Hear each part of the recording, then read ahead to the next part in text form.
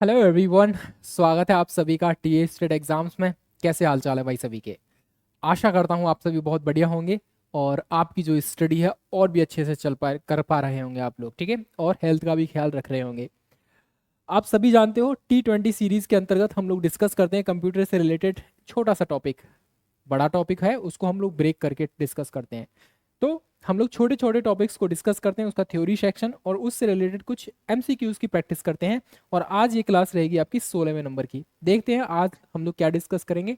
I think internet protocol आज का topic रहेगा। इससे रिलेटेड यानी कि कम्युनिकेशन से रिलेटेड या इंटरनेट से रिलेटेड एक सवाल आपको अक्सर देखने को मिल जाएगा आपकी परीक्षा में। डेफिनेटली यहाँ से सवाल मिलेगा। बट अगर किसी साथी ने हमारा ये जो पराक्रम बैच है ज्वाइन नहीं किया है तो ज्वाइन करना चाहो तो आप लोग कर सकते हो।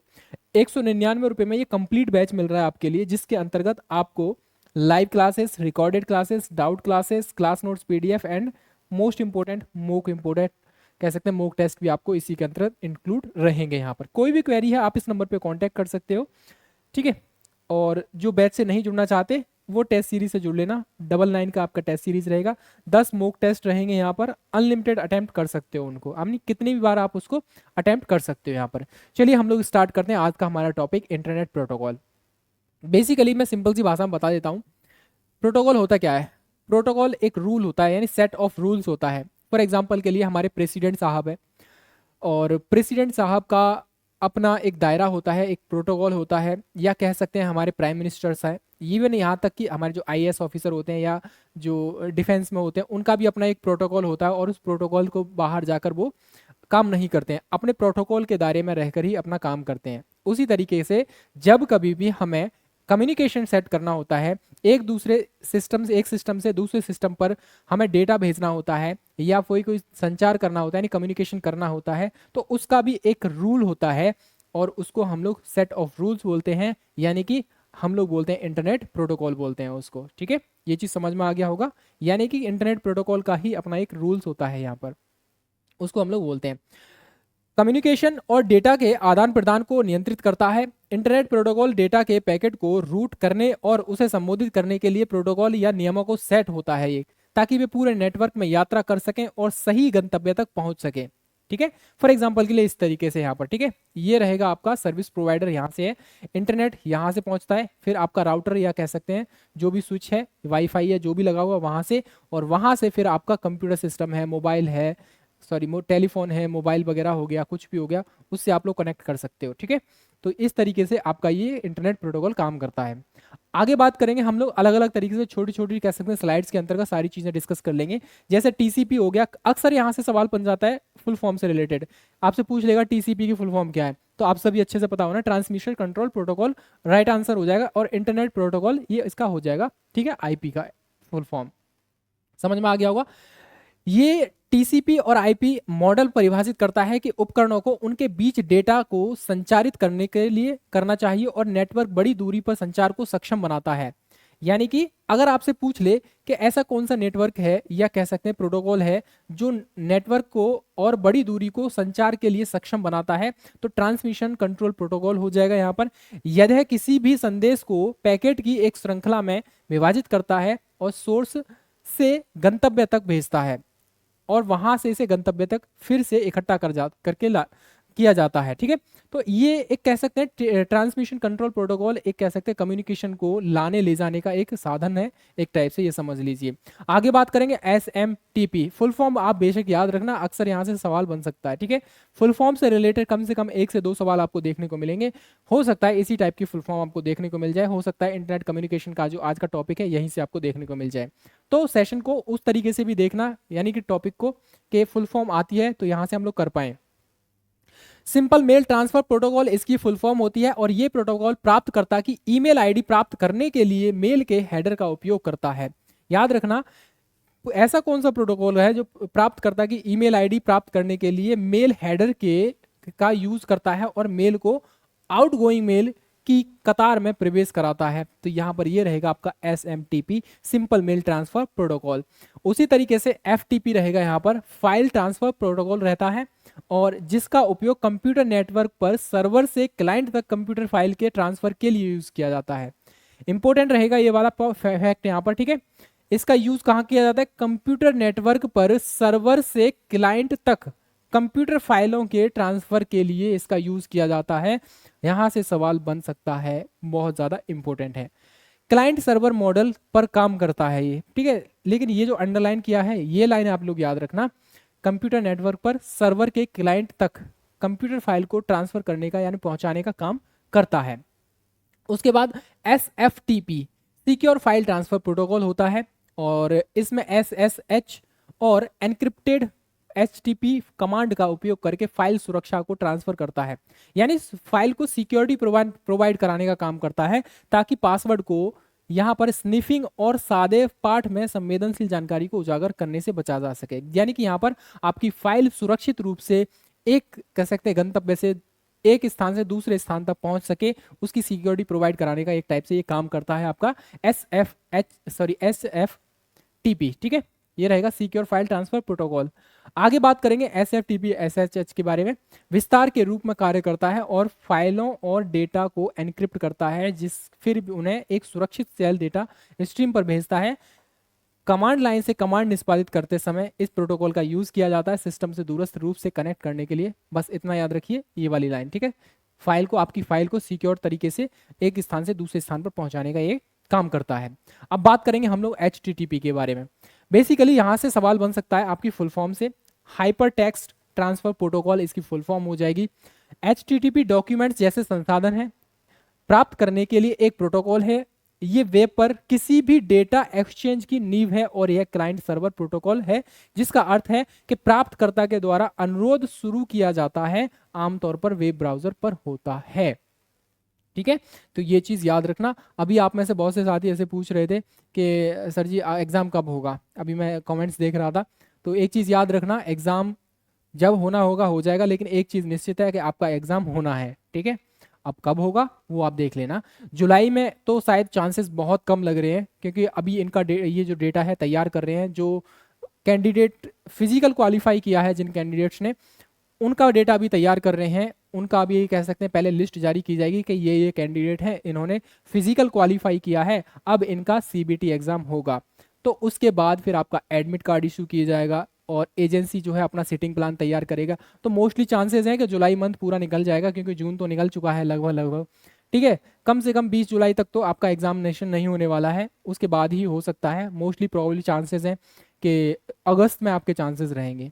अगस्त में होता है तो कम से कम 1-1.5 महीना फिर लग जाएगा आपका रिजल्ट तैयार करने में, ठीक है। यानी सितंबर के लास्ट में या अक्टूबर में आपका रिजल्ट चांसेस रहेगा। फिर आपको 15 से 20 दिन फिर लगेंगे, या 40 दिन लग सकते हैं, यानी मतलब 20-25 दिन लग सकते हैं आपको टाइपिंग के लिए बुलाने में। तो फिर अक्टूबर, फिर नवंबर, यानी नवंबर तक आपको देख लेना टाइपिंग वगैरह तभी हो पाएगी, ठीक है। एक भाई का कमेंट आया था कि दिसंबर तक भर्ती खिंच जाएगी। भाई मेरे हो सकता है ये वैकेंसी जनवरी तक भी खिंच जाए, ठीक है। जिस हिसाब से ये लोग काम कर रहे हैं, ये जो फिजिकल है कब होना था, जनवरी और फरवरी मार्च में ये फिजिकल होना था, कब हो रहा है देख लो, ठीक है। तो आप ऐसे मत बोला करो। एक भाई का बहुत नेगेटिव कमेंट आया था, थोड़ा सा ऐसा है ना, थोड़ा सोच समझ के कमेंट किया करो। पिछला रिकॉर्ड उठा के देखोगे तो मेरे ख्याल से फरवरी मार्च में ये फिजिकल होना था, लेकिन फिजिकल कब हुआ? मई में, 17 मई से स्टार्ट हुआ, और ये अब तक 2 जून तक चला है। इसके बाद फिर आपका रिटन एग्जाम ये होगा CBT मोड में। चलिए जो भी है, आपका आपकी अपनी राय थी, जो भी राय देना चाहो दे सकते हो। बात करेंगे टेलनेट के बारे में। रिमोट कंप्यूटर को इस तरह से एक कनेक्शन प्रदान करता है कि वे लोकल टर्मिनल रिमोट की तरह प्रतीत होता है। इसको याद रखने की आवश्यकता नहीं है, कोई जरूरत नहीं है। अब बात करेंगे यहाँ से POP3 के बारे में। ये यहाँ से आप फुल फॉर्म याद रखेंगे, पोस्ट ऑफिस प्रोटोकॉल। और यहाँ से हम बात करेंगे POP3 इंटरनेट पर ईमेल प्राप्त करने के लिए सबसे अधिक इस्तेमाल किए जाने वाला प्रोटोकॉल है।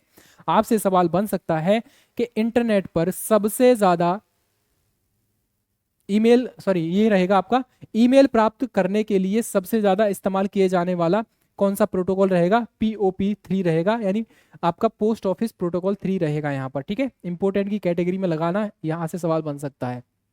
इसमें 2 मैसेज एक्सचेंज और एजेंट, 2 मैसेज, एक होता है एक्सेस, एक होता है एजेंट मास है। यह एक क्लाइंट मैसेज एक्सेस एजेंट है, और दूसरा server MAA message access agent है, जो मेल बॉक्स से संदेशों को पहुंचने का काम करता है। इसमें 2 ही एजेंट रहेंगे मैसेज एक्सेस, एक एक्सेस है, एक MAS है, ठीक है।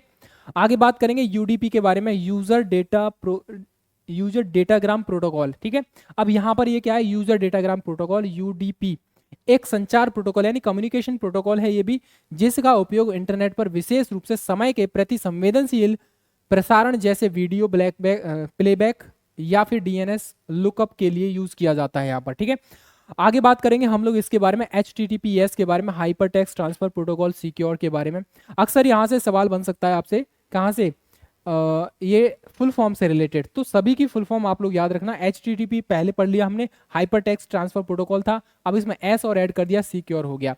अब यहाँ पर क्या है, HTTPS का सिक्योर वर्जन है किसका, ये HTTP का सिक्योर वर्जन है ये वाला, ये भी याद रखना, जो वेब ब्राउजर और वेबसाइट के बीच डेटा भेजने के लिए यूज किया जाता है, प्राथमिक प्रोटोकॉल है ये, और डेटा ट्रांसफर की सुरक्षा बढ़ाने के लिए HTTPS को एनक्रिप्ट किया जाता है। यानी कि HTTP का लेटेस्ट वर्जन आपका HTTPS हो जाएगा।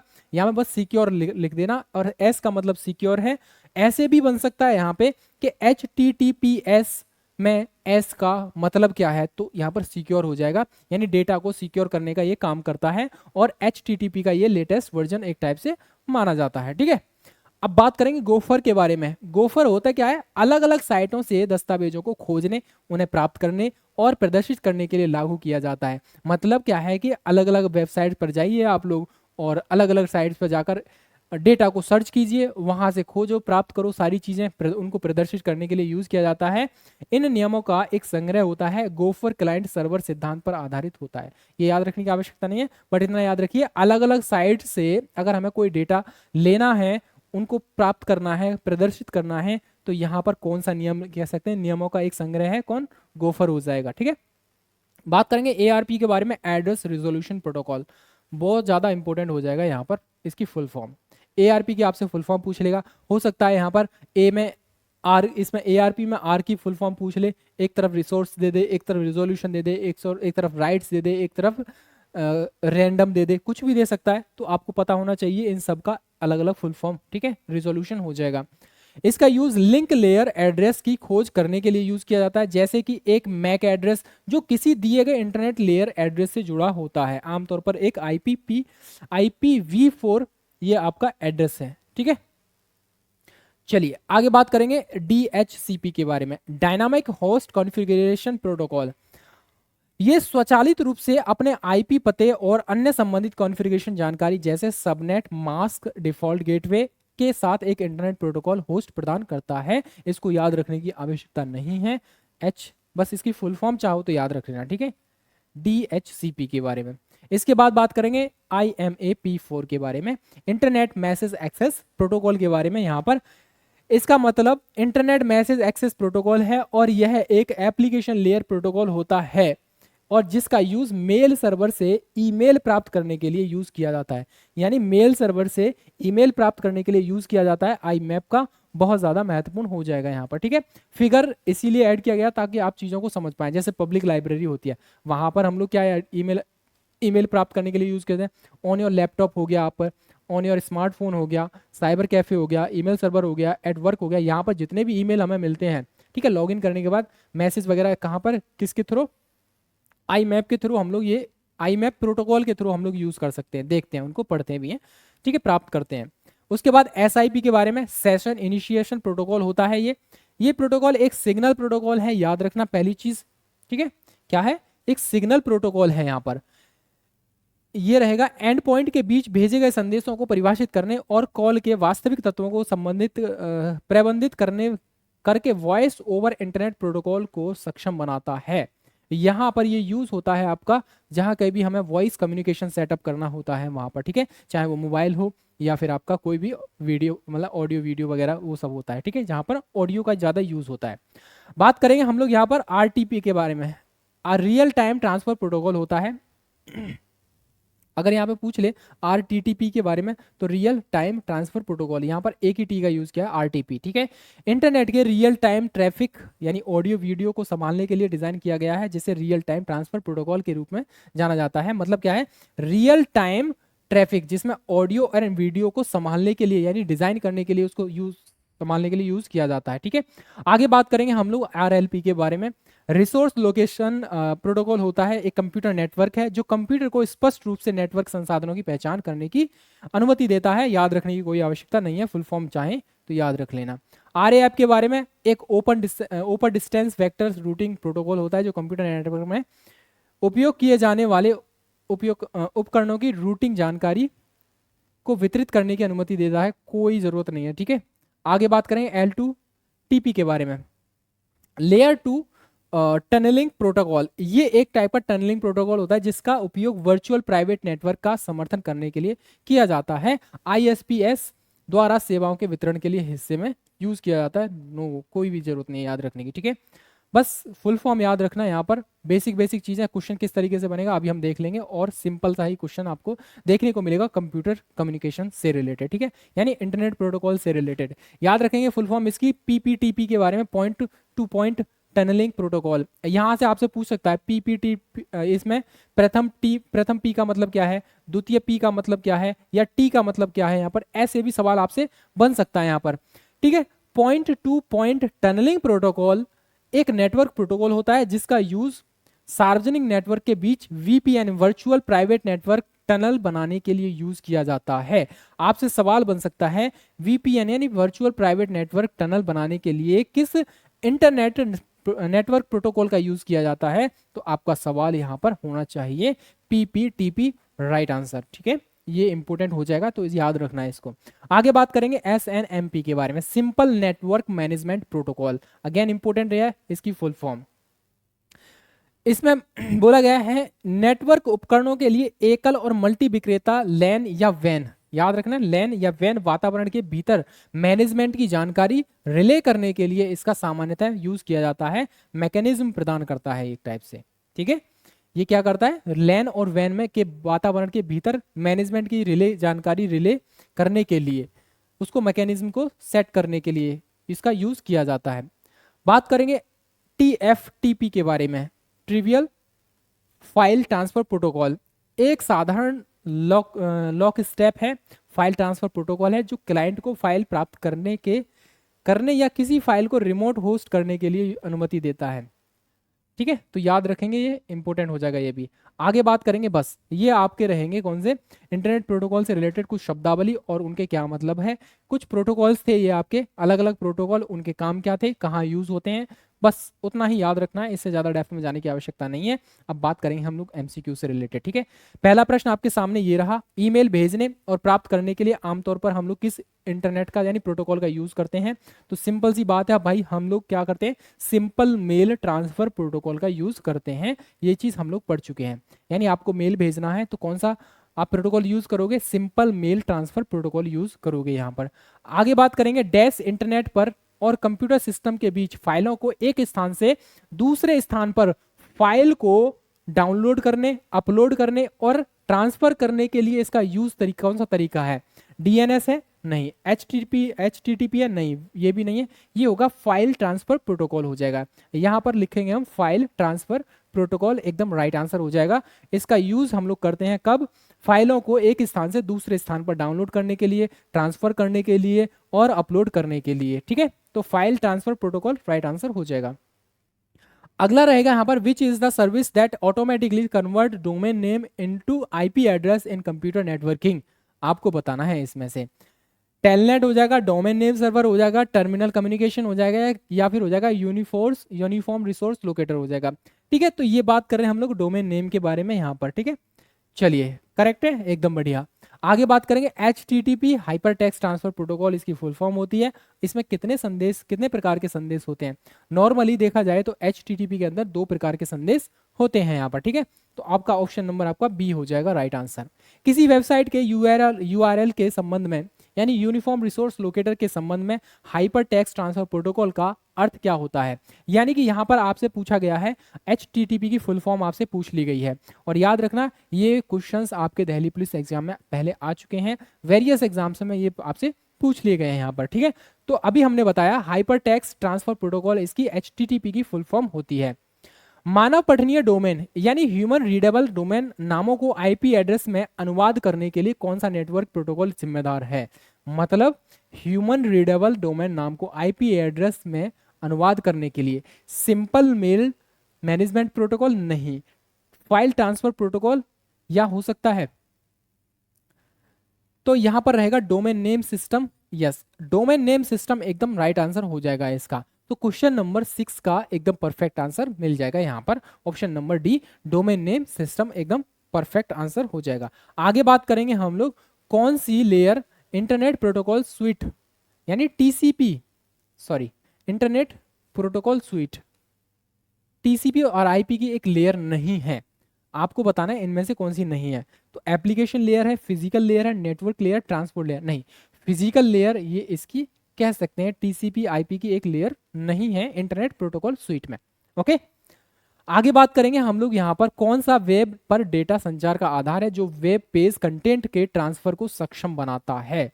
सिंपल सी बात है यहाँ पर भाई, डोमेन नेम सर्वर हो जाएगा, वर्ल्ड वाइड वेब हो जाएगा, हाइपर टेक्स्ट ट्रांसफर प्रोटोकॉल हो जाएगा, या फिर आपका यूनिफॉर्म रिसोर्स लोकेटर हो जाएगा। तो एक चीज याद रखना, एक चीज याद रखना, हम लोग क्या करेंगे, हाइपर टेक्स्ट ट्रांसफर प्रोटोकॉल एकदम राइट आंसर हो जाएगा आपका। ठीक है, आगे बात करेंगे हम लोग, 9वां प्रश्न है, इंटरनेट आर्किटेक्चर मॉडल की किस लेयर के माध्यम से नेटवर्कों के बीच पैकेटों की रूटिंग होती है। नेटवर्कों की रूटिंग पैकेटिंग कह सकते हैं, पैकेटिंग होगी यहाँ पर नेटवर्क लेयर के माध्यम से। ठीक है, आगे बात करेंगे 10वां प्रश्न, कौन सा घटक इंटरनेट पर संचार को सक्षम बनाने के लिए डोमेन के नाम जैसे आपका www.example.com का आईपी एड्रेस जैसे इतना में अनुवाद करने के लिए उत्तरदायी होता है। अब बताना है आपको, फायरवॉल हो गया, मोडेम हो गया, राउटर हो गया, या फिर डीएनएस हो गया। ठीक है, तो ऑप्शन नंबर आपका सी हो जाएगा राइट आंसर। ठीक है जी, ठीक है, ऑप्शन नंबर आपका ये हो जाएगा सी वाला, एकदम राइट आंसर हो जाएगा सी। ठीक है, डीएनएस एकदम बढ़िया हो जाएगा। ठीक है, ये आपकी टेस्ट सीरीज चाहे तो ज्वाइन कर लेना, अन्यथा कोई दिक्कत नहीं है, लेकिन आप लोग देख लेना एक बार। आई थिंक इसमें फर्स्ट टेस्ट जो है आपका फ्री है, आई थिंक कंफर्म नहीं हूँ मैं, देख लेना एक बार इसको। एप्लीकेशन का लिंक वीडियो के डिस्क्रिप्शन में मिल जाएगा। ये सारी पीडीएफ आपको कहाँ मिलती है, आपको टेलीग्राम चैनल पे मिलती है, टेलीग्राम चैनल का लिंक वीडियो के डिस्क्रिप्शन में मिल जाएगा, अन्यथा आप सर्च कर सकते हो टीचर्स अचीवर्स के नाम से। ठीक है, चलिए ये रहा आपका आज का सेशन, और ये आपका बैच है भाई, मेरे पराक्रम बैच कंप्लीट बैच है अपने आप में, ज्वाइन करना चाहें तो ज्वाइन कर सकते हैं। मिलेंगे अनदर अपडेट के साथ, तब तक के लिए अपना ख्याल रखिए। कोई भी सवाल है, कोई भी सुझाव है, कमेंट सेक्शन में बताइए, हम रिप्लाई करेंगे। ठीक है, जय हिंद, जय भारत।